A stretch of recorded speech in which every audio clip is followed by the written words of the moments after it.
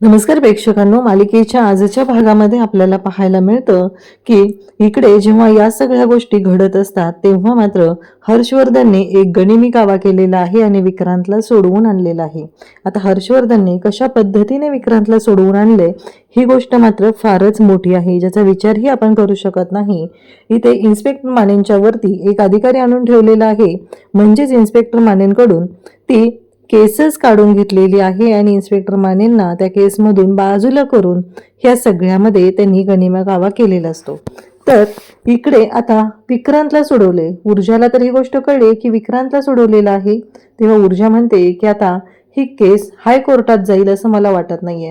ही केस जी आहे ती वेगळ्या पद्धतीने चालली आहे शौर्य, आता कोर्टाबाहेर.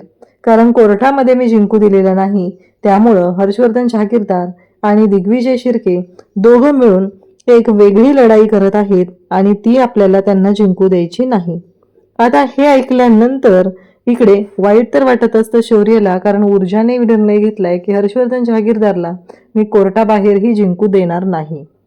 तर शौर्य पाहतच राहतो. खरं तर शौर्य सत्याच्या बाजूने आहे, पण कुठेतरी वाईटही वाटतं की आपल्या डॅडची बदनामी होते, ह्या गोष्टी त्याला नको वाटत असतात. तर इकडे आपल्याला पाहायला मिळतं ते म्हणजे ऊर्जा आणि शौर्य दोघंही बोलत असतात.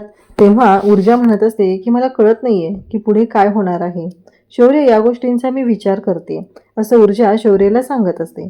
तेव्हा शौर्य म्हणतो, म्हणजे तू कोणत्या गोष्टींचा विचार करते, मला कळेल का? तू कशाबद्दल बोलते, काय चाललंय हे सगळं, असं शौर्य तिला विचारत असतो. तेव्हा ऊर्जा म्हणत असते की शौर्य, तुला काय वाटतं, एवढं सगळं होऊन हे गप्प बसणार आहेत का? म्हणजे तुझ्या काय लक्षात येते ते सांग बरं. म्हणजे बघ, जरा विचार कर, कारण मला कळत नाहीये की या सगळ्या गोष्टी काय झालेल्या आहेत ते. अशा पद्धतीने बोलणं चाललेलं असतं. आणि तेव्हा मात्र इकडे ऊर्जा म्हणत असते की नाही, उद्या मला लवकरात लवकर जाऊन इन्स्पेक्टर मानेंना भेटलं पाहिजे. जोपर्यंत मी इन्स्पेक्टर मानेंना भेटत नाही तोपर्यंत ही केस सॉल्व्ह होऊ शकत नाही, कारण पुढची चाल काय आहे हे आपल्याला पाहायचं आहे. त्यासाठी मला इन्स्पेक्टर मानेंना भेटावंच लागणार आहे, असं ऊर्जाने ठरवलेलं असतं. तेव्हा शौर्य म्हणत असतो, पण तुला माहिती आहे ना पुढे काय होईल, या गोष्टींचा विचार करतेस ना तू? तेव्हा ऊर्जा सांगते की हो. त्याचबरोबर इकडे ऊर्जा म्हणत असते की शौर्य, आपल्याला ह्या गोष्टींचा शांतपणे विचार करावा लागणार आहे. काहीही झालं तरीही या सगळ्या गोष्टी वाटतात तेवढ्या सोप्या नाही आहेत. त्यामुळं आपल्याला शांतपणे ठरवावं लागणार आहे की काय झालेलं आहे आणि काय नाही झालेलं, असं ऊर्जा शौर्यला सांगत असते. तेव्हा मात्र शौर्य म्हणत असतो, म्हणजे? तेव्हा ऊर्जा म्हणते, बघ ना शौर्य, तू विचार कर, कारण आत्तापर्यंत ही केस कुठल्या पद्धतीने चाललेली होती. कारण दिग्विजय शिर्के शांत बसणारे नाहीयेत, ही गोष्ट तर तुला माहितीच आहे. तेवढ्यातच ऊर्जाला फोन येतो आणि ऊर्जा फोन घेते. ऊर्जा फोनवरती बोलत असते आणि ऊर्जा म्हणते की हां बोला. तर तिकडून इन्स्पेक्टर मानेंना विक्रांत केसच्या संदर्भातल्या सगळ्या एव्हिडन्सची फाईल रेडी करायला सांगितलेली आहे आणि उद्या त्या सगळ्या बाबतीत काहीतरी होणार आहे. आणि ऊर्जा फोन ठेवते. तिच्या शेजारी शौर्य असतो. शौर्य हे सगळं बोलणं ऐकतो आणि शौर्याने जेव्हा हे सगळं ऐकलेलं असतं तेव्हा मात्र शौर्य म्हणतो, काय झालं? ऊर्जा म्हणते की इन्स्पेक्टर मानेंना एव्हिडन्सची सगळी फाईल रेडी करायला सांगितलेली आहे. शौर्य म्हणतो, हे सगळं सस्पिशियस आहे. तेव्हा ऊर्जा म्हणते, हो, हे सगळं सस्पिशियसच आहे, म्हणून तर विचार करावा लागणार आहे. नक्कीच काहीतरी होऊ शकतं. हर्षवर्धन जहागीरदार आणि दिग्विजय शिर्के गप्प बसणार नाहीत, ही गोष्ट आता माझ्या लक्षात आलेली आहे, असं ऊर्जा सांगत असते. तेव्हा शौर्य म्हणत असतो, म्हणजे तुला काय म्हणायचंय? ऊर्जाला खूपच वाईट वाटत असतं. या सगळ्या गोष्टींमुळं नक्की काय परिणाम होणार आहेत याचा विचारही केलेला नाही, पण नक्की असा काहीतरी गोंधळ होऊ शकतो हे ऊर्जाच्या लक्षात आलेलं आहे. आणि त्यामुळेच ऊर्जा म्हणते की आता बस, आता मी शांत राहणार नाही. तर इकडे हर्षवर्धन जहागीरदार विचार करत असतो, त्याचं बोलणं सुरू असतं आणि त्याचबरोबर तिथे विजय असते. त्याच्या डोक्यामध्ये एक वेगळा डाव चाललेला आहे, जणू काही त्याला आपण गनिमी कावा म्हटलं तरी चालेल, पण विक्रांतला सोडवण्यासाठी जे काय करायचं आहे त्या बाबतीत हर्षवर्धन जहागीरदार विचार करत आहे. त्याचवेळी त्याला आठवतं ते म्हणजे आलेली अर्पिता. अर्पिता जेव्हा घरी आलेली होती तेव्हा अर्पिता ज्या पद्धतीने वागलेली होती ते सगळं त्याला आठवत असतं आणि तो विचार करत असतो. इकडे ऊर्जा आणि शौर्य दोघंही बोलत असतात, नक्की उद्याचं प्लॅनिंग काय करायचं आहे. आणि त्याचवेळी हर्षवर्धनला बोलणं आठवत असतं आणि ते म्हणजेच इकडे हर्षवर्धन विचार करत आहे आणि त्याला आठवतंय दिग्विजय शिर्के आलेला होता. कारण दिग्विजय शिर्केने सांगितलंय की जेव्हा अर्पिता आणि शौर्याचं लग्न होईल तेव्हाच माझी अर्पिता बरी होणार आहे असं त्याने सांगितलेलं असतं. आता मात्र अर्पिता आणि शौर्याच्या लग्नामुळे ती बरी होणार आहे असं त्यांचं म्हणणं आहे. त्यावेळेस विजया म्हणते, काय झालं, कसला विचार करताय तुम्ही? तेव्हा हर्षवर्धन म्हणत असतो की आहे नाही ग, अर्पिताच्या बाबतीत थोडा विचार करतो. म्हणजे ह्या सगळ्या गोष्टी ज्या आहेत त्या थोड्या वेगळ्या पद्धतीनं चाललेल्या आहेत, पण मला थोडासा विचार करून या सगळ्या गोष्टीचं नीट असं प्लॅनिंग करायचं आहे, त्यानंतर सगळं सॉर्ट आउट होईल असं सांगितलं जात असतं. तेव्हा विजया म्हणते, म्हणजे तुमच्या डोक्यात काय चालू आहे? तेव्हा तो म्हणत असतो की बघ ना, म्हणजे ही केस तर सॉल्व्ह करायची आहे, पण त्याआधी काही गोष्टी आहेत. आज शिर्के बोलत होते, त्यांचं असं म्हणणं आहे की अर्पिता आणि शौर्याचं लग्न झालं तर अर्पिता बरी होईल. हे सगळं मला मान्य आहे, पण मी त्या दिवशी बोलून गेलो. मला असं वाटतंय की माझं चुकलेलं आहे. मी तसा विचार करायला नको होता. कारण विचार कर ना, तिचं एवढं शौर्यावर प्रेम आहे म्हणून तर तिची ती अवस्था झालेली होती ना.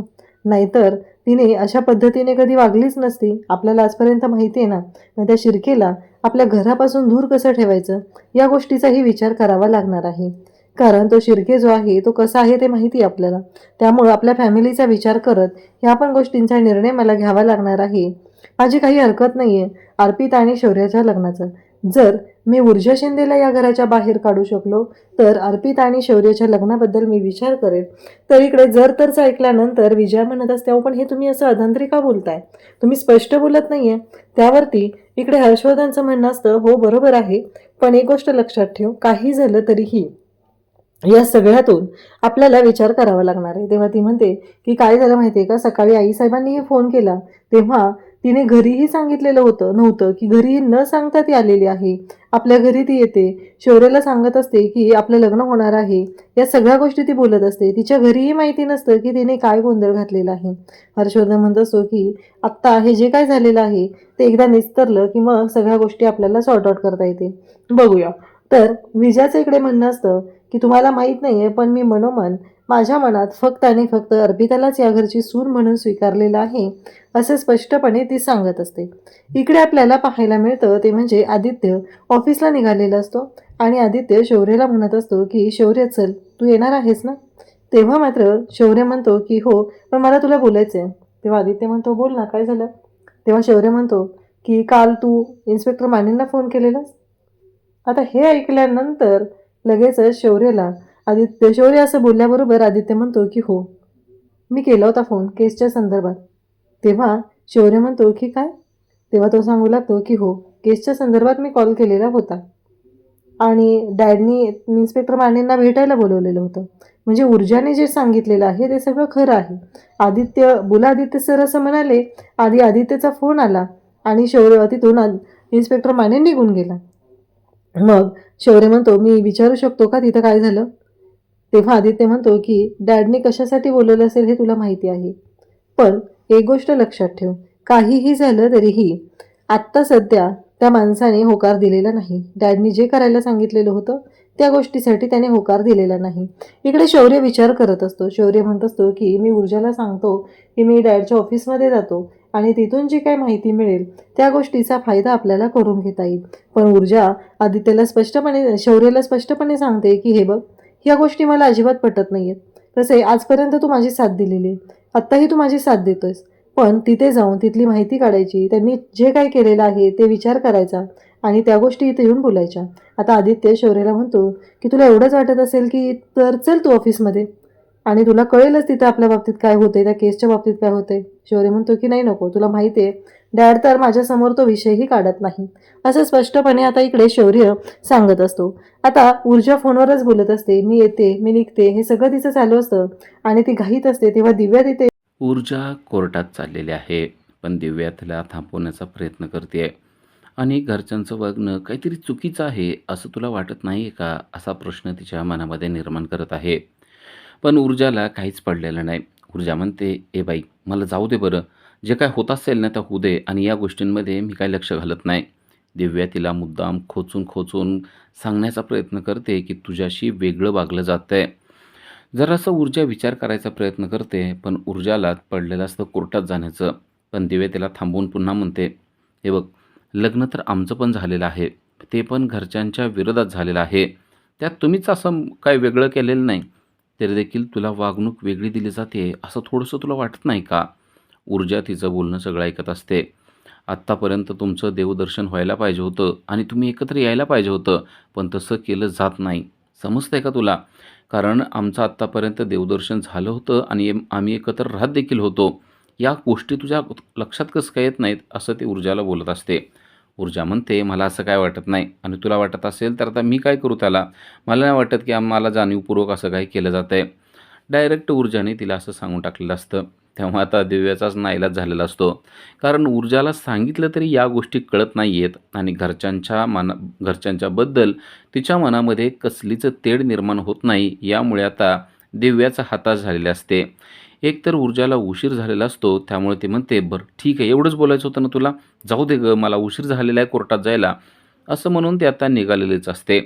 तेवढ्यात आजीसाहेब देखील आलेले असतात.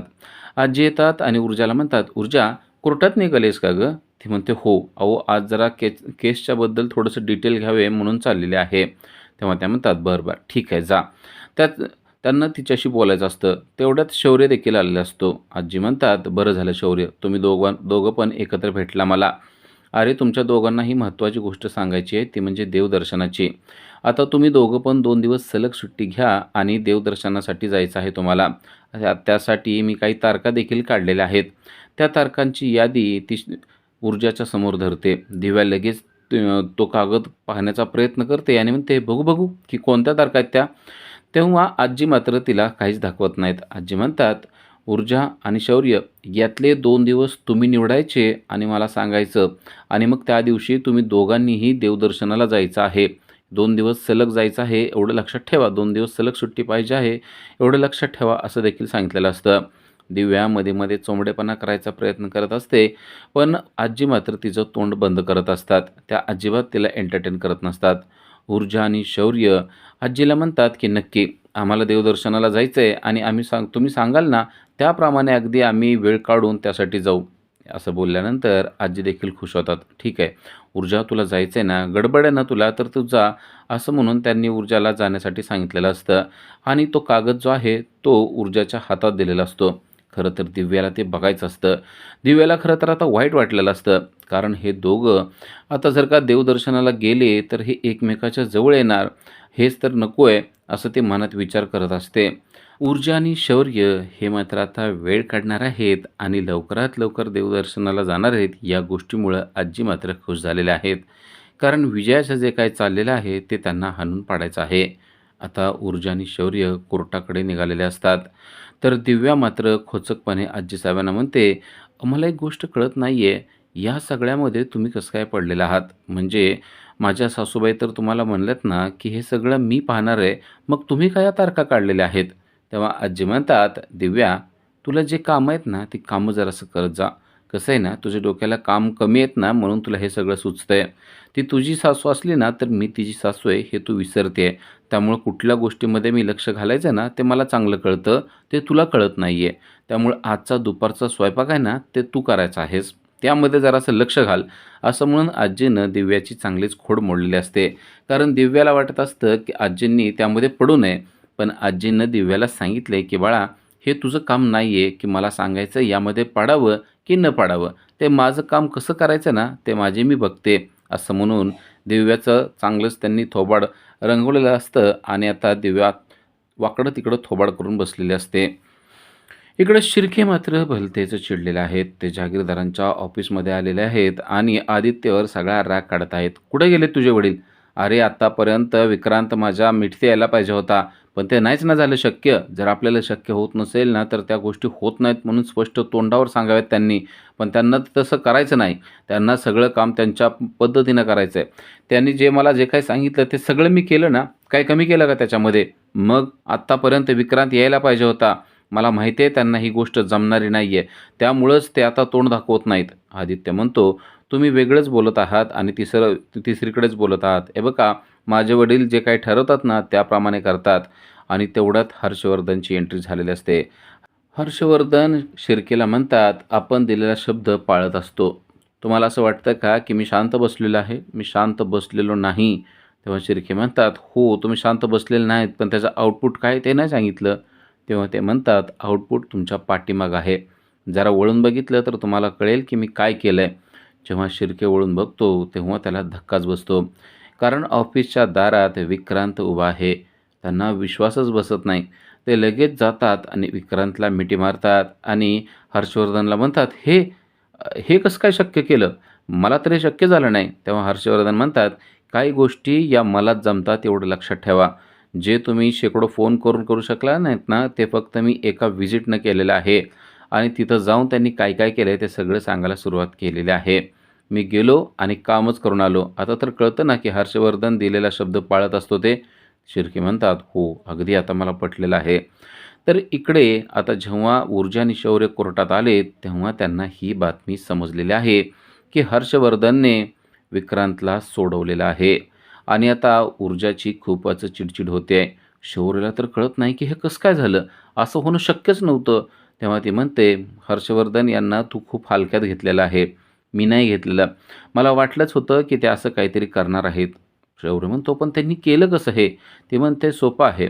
त्यांनी बेलचे पेपर अगोदरच तयार करून ठेवलेले होते आणि ते जेव्हा पोलीस स्टेशनला गेले, तेव्हा तिथं त्यांनी बरोबर असं सांगितलं असेल, की आता यांची इन्व्हेस्टिगेशन करण्याची काही गरज नाही आणि माने देखील काही बोललेले नसणार आहेत.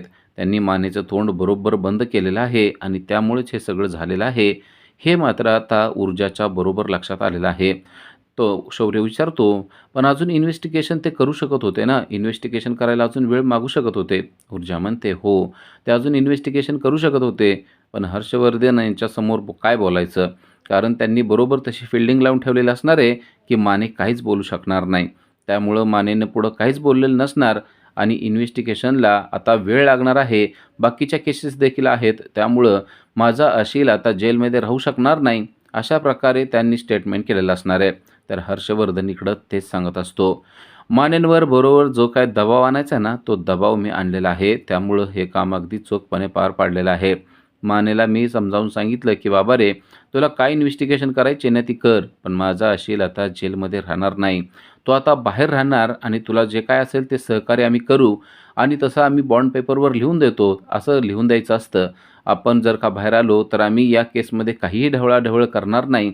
असं फक्त लिहून द्यायचं आणि आपल्याला जे काय करायचं ते करायचं, असं तो सांगत असतो. आणि आदित्यला म्हणत असतो, की "काल जी मी तुला म्हणलं होतं ना, गुंतवणूक करायची आहे, ती हीच गुंतवणूक. कळलं का तुला आता त्या गुंतवणुकीचा काय फायदा झाला आहे ते?" उद्याच्या भागामध्ये आपल्याला पाहायला मिळतं, की हर्षवर्धन आता शिर्क्यांना म्हणतोय, "तुम्ही जे काय सांगितलं होतं ना, ते सगळं काम मी चोखपणे पार पाडलंय. समजतंय का? पद्माच्या घरी पैसे देखील दिलेले आहेत. त्यामुळं आता तिचं देखील तोंड बंद झालेलं आहे. त्याचबरोबर तुमच्या मुलाला तुमच्या मिठीत आणायचं होतं, म्हणजेच त्याला जामीन करायचा होता, तो देखील जामीन मी केलेला आहे. म्हणजे आत्तापर्यंत तुम्ही आम्हाला जे काही काम सांगितलेलं आहे, ते सगळं काम चोखपणे हर्षवर्धन जहागीरदार यांनी पार पाडलेलं आहे, ही गोष्ट विसरू नका. हर्षवर्धन जहागीरदार जे बोलतो ते करून दाखवत असतो, हे आता तुमच्या लक्षात आलेलं असेल."